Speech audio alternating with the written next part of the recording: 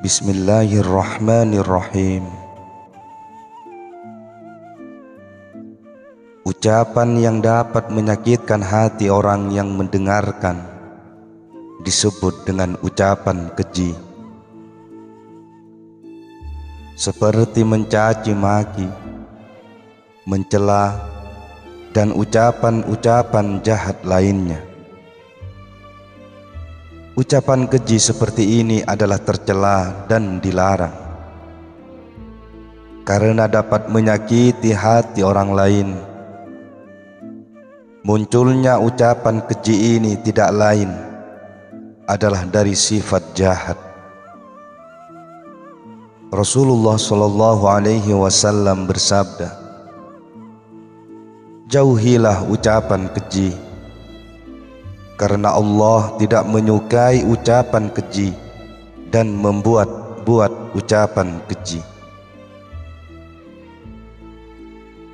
Rasulullah Shallallahu Alaihi Wasallam melarang menghujat orang musyrik yang terbunuh dalam perang Badar. Beliau berkata,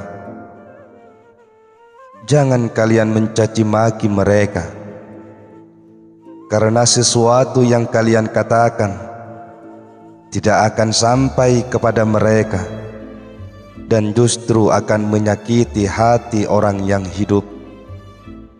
Ingatlah, kata-kata yang kotor itu tercela." Rasulullah Shallallahu Alaihi Wasallam bersabda, "Pencaci maki, pengutuk, pengucap keji, dan berlidah kotor adalah bukan orang mukmin."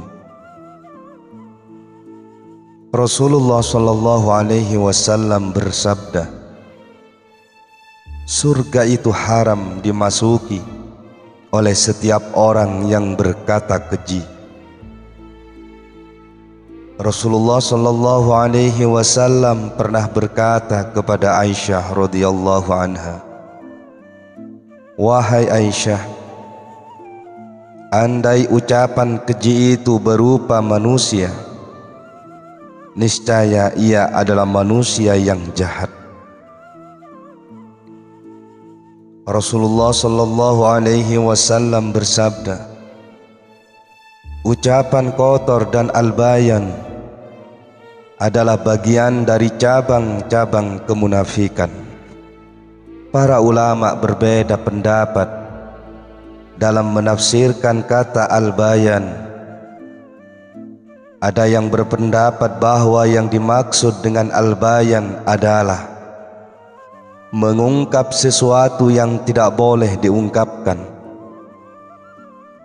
Ada yang mengatakan bahwa yang dimaksud dengan albayan adalah penjelasan yang berlebihan sampai pada batas memaksakan diri. Ada pula yang mengatakan bahwa albayan berarti penjelasan tentang urusan agama dan sifat-sifat Allah, karena menjelaskan hal ini secara global kepada orang awam lebih baik daripada penjelasan yang terlalu rinci. Kadang-kadang penjelasan yang berlebihan dapat menimbulkan keraguan pada mereka. Oleh karenanya, penjelasan secara global akan lebih mudah diterima oleh orang-orang awam. Akan tetapi, dalam hadis itu kata al-bayan digandengkan dengan kata ucapan kotor, al-bidha. Ini menunjukkan bahwa yang dimaksud dengan al-bayan adalah mengungkapkan sesuatu yang membuat orang lain menjadi malu. Yang demikian ini lebih baik dilupakan dan tidak diucapkan. Rasulullah Shallallahu Alaihi Wasallam bersabda, Sesungguhnya Allah tidak menyukai orang-orang yang berkata keji, membuat-buat kata-kata keji, dan berteriak-teriak di pasar. Jabir ibnu Samurah berkata, aku duduk di dekat Rasulullah sallallahu alaihi wasallam dan ayahku berada di depanku. Beliau lalu berkata, sesungguhnya ucapan keji dan membuat-buat kata-kata keji itu tidak termasuk dalam Islam sedikit pun. Orang yang paling baik Islamnya adalah orang yang paling baik budi pekertinya. Ibrahim ibnu Maisarah berkata, dikatakan bahwa pada hari kiamat orang yang berkata keji dan membuat-buat kata-kata keji akan didatangkan dengan bentuk anjing. Al-Ahnaf ibnu Qais berkata, maukah kalian aku kabarkan tentang penyakit yang paling berbahaya? Ialah lisan yang keji dan akhlak yang hina. Inilah penyakit yang paling berbahaya dalam kehidupan. Sedangkan hakikat ucapan keji adalah menerangkan hal-hal yang dipandang tabu dengan menggunakan kata-kata yang jelas. Kebanyakan hal ini mengenai masalah persetubuhan dan lain sebagainya. Biasanya orang yang sering mengucapkan kata-kata kotor adalah orang yang ahli maksiat.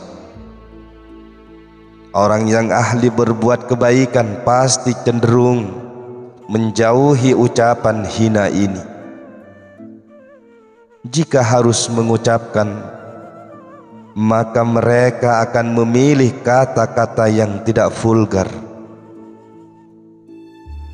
Ibnu Abbas berkata, Allah yang maha hidup, maha mulia, dan maha pemaaf menyebut persetubuhan dengan kata kiasan, yaitu menyentuh.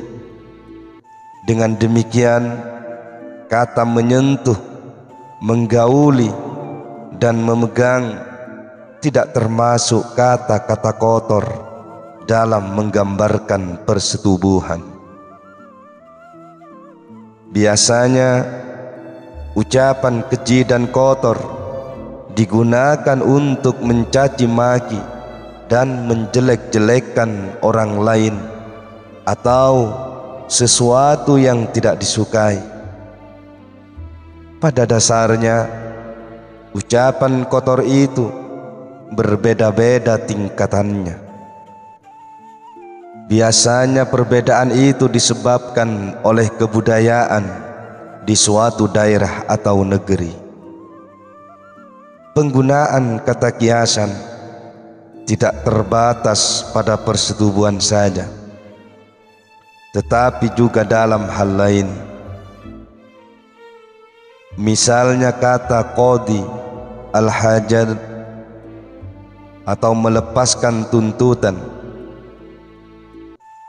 yang digunakan untuk istilah buang air kecil dan buang air besar. Kata qadi al-hajat lebih utama dan sopan daripada langsung mengatakan kencing atau berak. Kata qadi al-hajat itu mengandung pengertian ada sesuatu yang disembunyikan. Sedangkan setiap yang disembunyikan itu biasanya dibarengi perasaan malu bila terbuka, sehingga tidak sepatutnya dikatakan secara terus terang. Begitu pula halnya akan dipandang baik bila menyebut istri dengan kata-kata kiasan. Misalnya dengan mengatakan ibunya anak-anak. Kata ini akan lebih enak didengar daripada menyebutnya dengan kata istri, karena lebih sopan dan tidak vulgar. Sangat baik menggunakan kata kiasan untuk menyebutkan orang yang menderita satu penyakit, agar mereka tidak merasa malu. Misalnya penderita kusta, botak, wasir, dan lain sebagainya. Cukup mengatakannya dengan halangan yang diderita atau kata-kata lain yang sejenis yang terkesan menutupi. Sedangkan ucapan apa adanya yang dapat menimbulkan rasa malu penderitanya, maka ucapan seperti ini termasuk kekejian yang dapat digolongkan dalam bahayanya lisan. Al-Ala ibnu Harun berkata, Umar ibnu Abdul Aziz adalah orang yang sangat hati-hati dalam menjaga ucapannya. Suatu ketika ia menderita bisul yang terletak di bawah ketiaknya. Kemudian aku menemuinya dan bertanya untuk mengetahui apa yang akan ia katakan. Aku bertanya, "Di mana letak bisul yang kau derita?" Dia menjawab, "Di dalam tangan." Dia tidak mengatakan ketiak. Yang menjadikan seseorang berkata keji dan kotor adalah adanya dorongan untuk menyakiti hati orang lain, atau adanya pengaruh kebiasaan bergaul dengan orang-orang fasik, ahli maksiat, dan orang-orang yang memiliki kebiasaan mencaci maki dan berkata kotor. Seorang Badui pernah berkata kepada Rasulullah sallallahu alaihi wasallam, "Berwasiatlah kepadaku." Maka beliau berkata, "Bertakwalah kepada Allah. Jika ada orang yang mencelamu karena sesuatu yang ia ketahui dari dirimu, maka jangan engkau mencacinya dengan sesuatu yang engkau ketahui mengenai dirinya. Dengan demikian, maka bahaya akan menimpa dirinya, sedangkan pahalanya bagimu. Dan jangan mencaci maki sedikit pun." Iyad ibnu Himar berkata, "Aku bertanya kepada Rasulullah sallallahu alaihi wasallam, 'Ya Rasulullah, sesungguhnya seorang laki-laki dari kaumku mencaci aku, sedang kedudukannya lebih rendah dariku. Apakah berdosa jika aku mencacinya sebagaimana dia mencaci aku?' Rasulullah sallallahu alaihi wasallam berkata, "Dua orang yang saling mencaci maki adalah dua setan yang saling menggonggong dan saling mendustakan." Rasulullah sallallahu alaihi wasallam bersabda, "Mencaci orang muslim adalah perbuatan fasik dan membunuhnya adalah kufur." Rasulullah sallallahu alaihi wasallam bersabda, "Dosa dua orang yang saling mencaci maki akan kembali kepada orang yang memulainya, kecuali jika yang teraniaya berlebihan dalam membalas cacian." Rasulullah sallallahu alaihi wasallam bersabda, "Terkutuklah orang yang mencaci maki kedua orang tuanya." Menurut riwayat yang lain, Rasulullah sallallahu alaihi wasallam berkata, termasuk dosa yang paling besar jika seseorang mencaci maki kedua orang tuanya.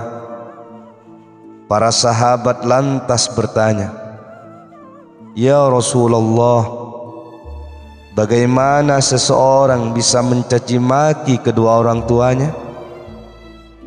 Beliau menjawab, seseorang mencaci maki ayah orang lain, lalu orang lain pun akan mencaci maki ayah dari orang tersebut. Oleh karena itu, menghindari ucapan keji merupakan cermin kepribadian yang mulia.